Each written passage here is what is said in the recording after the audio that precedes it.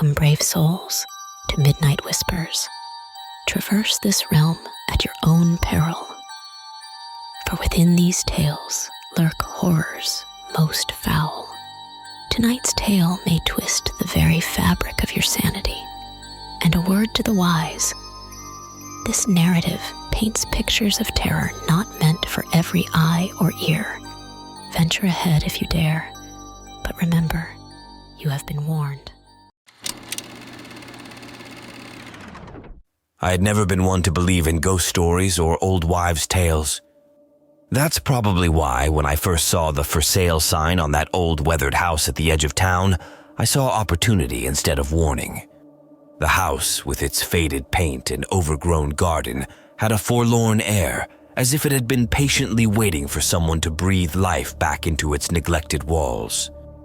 I remember my first step across the threshold, the way the floorboards groaned underfoot, as if the house itself was waking from a long slumber.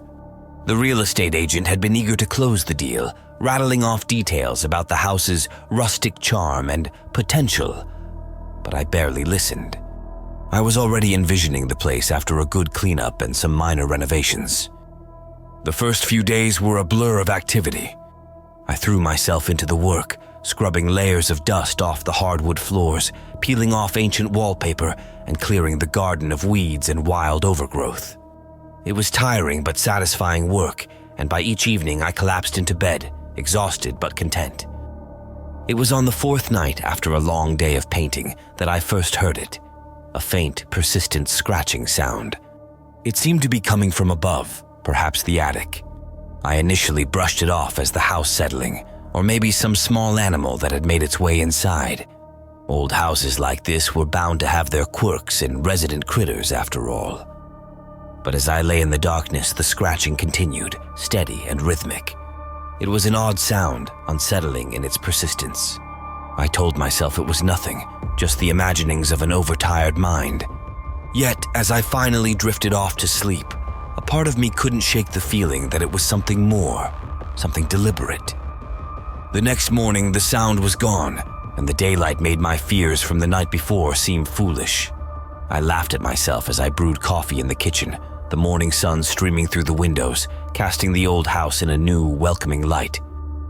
But the next night, the scratching returned, a bit louder this time, and the night after even more so. Each night, it seemed to grow in intensity until it was impossible to ignore. It was no longer just a background noise. It felt like a presence, a persistent reminder that I wasn't alone in the house. That's when I decided I had to find out what it was. I planned to venture into the attic the next day to confront whatever critter or broken pipe was causing the disturbance. Little did I know, my rational explanations were about to be challenged in a way I could never have anticipated. The decision to venture into the attic wasn't one I made lightly. The house, for all its newfound familiarity, still held pockets of mystery, none more so than the attic, which I had yet to explore. As daylight waned, a sense of unease crept over me. The scratching had ceased by morning, but the memory of its persistent echo lingered. Equipped with a flashlight and a steely resolve, I made my way to the narrow staircase leading to the attic. Each step creaked under my weight, sounding like whispers in the quiet house. The air grew noticeably cooler as I ascended, a stark contrast to the warm summer evening outside. Reaching the top of the stairs, I hesitated before the attic door. It was a plain wooden thing, but it seemed to hold back secrets, hidden in the dusty shadows beyond. Taking a deep breath, I pushed the door open, half expecting something to jump out at me.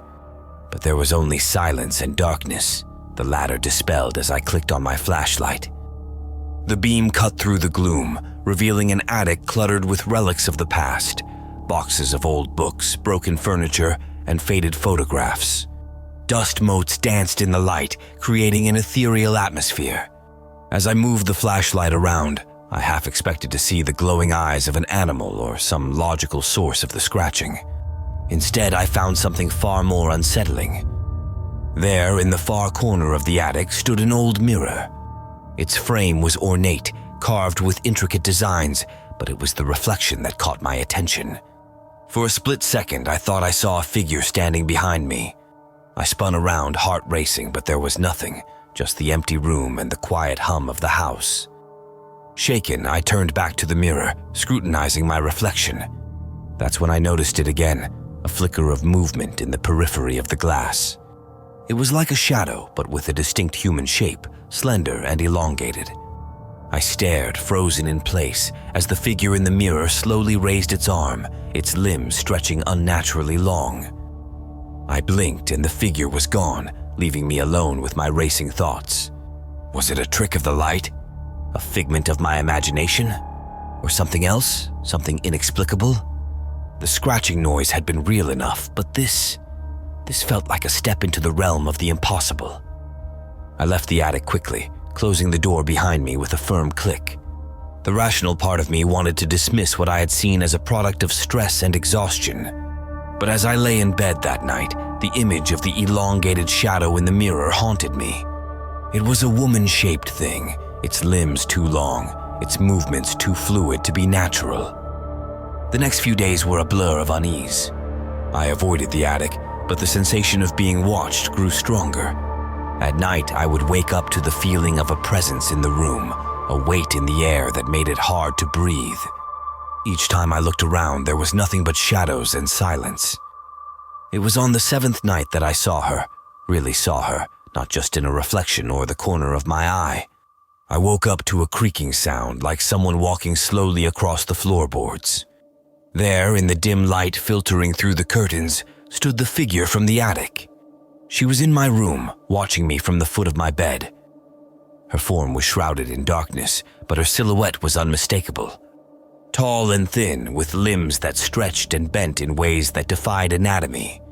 She didn't move towards me, didn't make a sound. She just stood there, watching, her head tilted as if curious.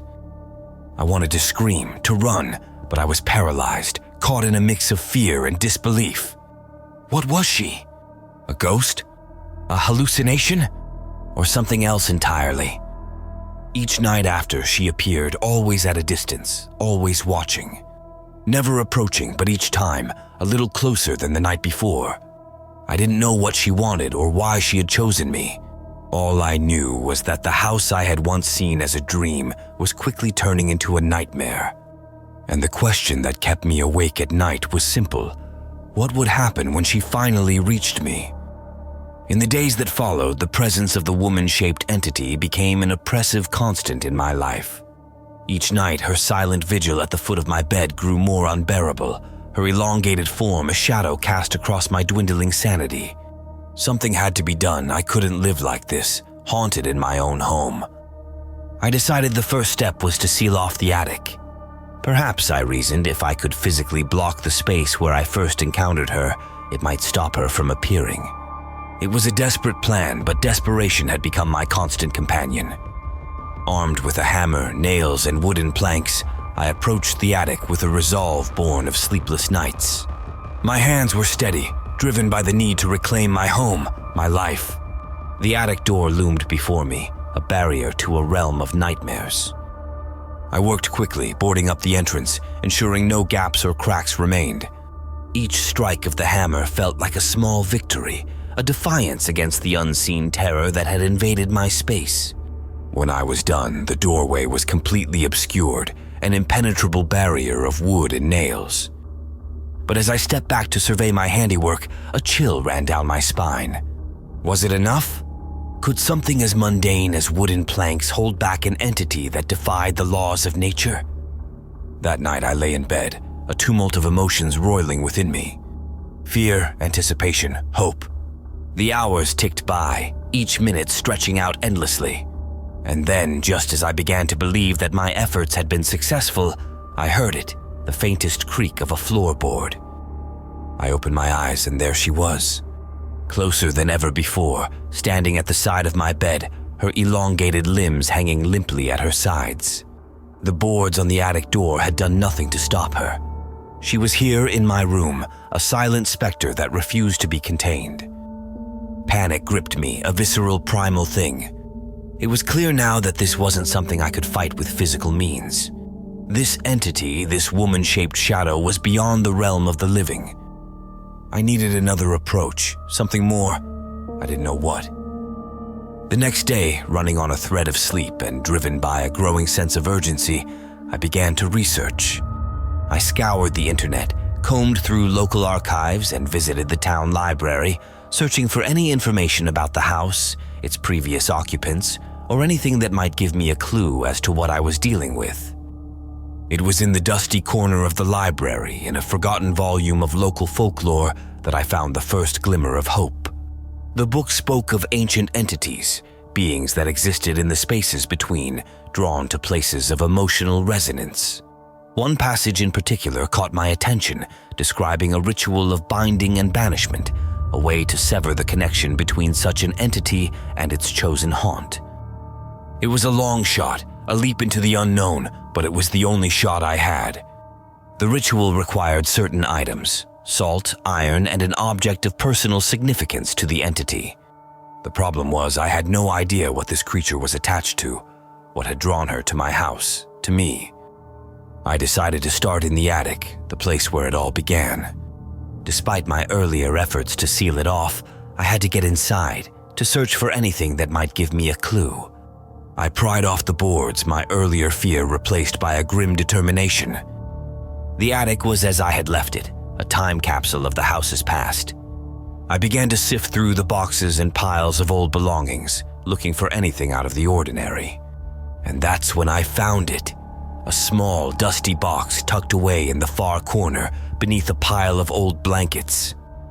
Inside the box was a collection of photographs, letters, and a diary. The diary belonged to a woman who had lived in the house decades ago. As I flipped through the yellowed pages, her story unfolded, a tale of loss and longing, of a life cut tragically short. Her words resonated with a profound sadness, a sense of being trapped, unable to move on. It was a feeling I knew all too well. Armed with this new knowledge, I prepared for the ritual. I gathered the necessary items, including the diary, hoping it was the key to breaking the connection. That night, I drew a circle of salt around my bed, placed the iron nails at the cardinal points, and held the diary close. As the clock struck midnight, the air in the room grew colder, and once again, she appeared. But this time I was ready. I began to recite the words from the book, a chant of binding and banishment, my voice steady. Despite the fear that gripped me, the entity, the shadow woman with her unnaturally long limbs, stood motionless, her head tilted as if listening. The air around us seemed to crackle with energy as I continued the chant. The diary in my hands felt warmer, almost alive, as if resonating with the words I spoke. I could sense a connection between the diary and the entity, a tether made of shared sorrow and longing. As the ritual reached its crescendo, I felt a surge of emotion from the entity, a wave of sadness, regret, and a deep, unfulfilled desire to be understood, to be released from the chains of her eternal vigil. It was a feeling that transcended fear, reaching into the depths of empathy and understanding. For a brief moment, I saw her not as a specter, but as a soul trapped between worlds, yearning for peace. With the final words of the chant, I closed the diary and placed it in the center of the salt circle. A gust of wind, as if from nowhere, swept through the room, sending the pages of the diary fluttering.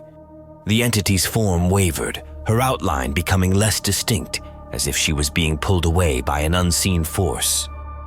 And then, just as suddenly as she had appeared all those nights ago, she was gone. The oppressive presence that had haunted the house, that had loomed over my every waking moment, dissipated like mist in the morning sun. The room felt lighter, the air easier to breathe. I sat there for a long time, the diary lying open in front of me, its pages now blank, as if whatever had been written there had served its purpose and was no longer needed. The ritual had worked, the entity was gone, but the experience had left its mark on me. In the days that followed, I found myself reflecting on the experience. The house no longer felt oppressive or haunted. Instead, it had a sense of calm, as if it too had been released from a long-held burden. I began to repair the attic, not to seal it off, but to honor it as a part of the house's history, a part of its soul. The entity never returned, but her presence, her story, remained with me. It was a reminder that sometimes the things that haunt us are not just fears to be conquered, but stories to be heard and wounds to be healed. I stayed in the house, continuing to restore it, to give it the care it had been denied for so long. In doing so, I found a sense of peace, a sense of purpose. The house was no longer just a structure of wood and stone. It was a home filled with memories, both joyful and sad, and a testament to the resilience of the human spirit in this world and the next. And so my story ends, not with a climax of terror, but with a quiet resolution, a recognition that sometimes the greatest hauntings are those of the heart, and the greatest exorcisms are acts of understanding and compassion.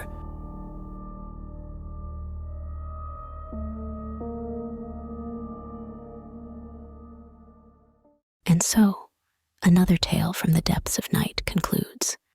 But remember, dear listeners, in the realm of midnight whispers, the echoes of our stories never truly fade.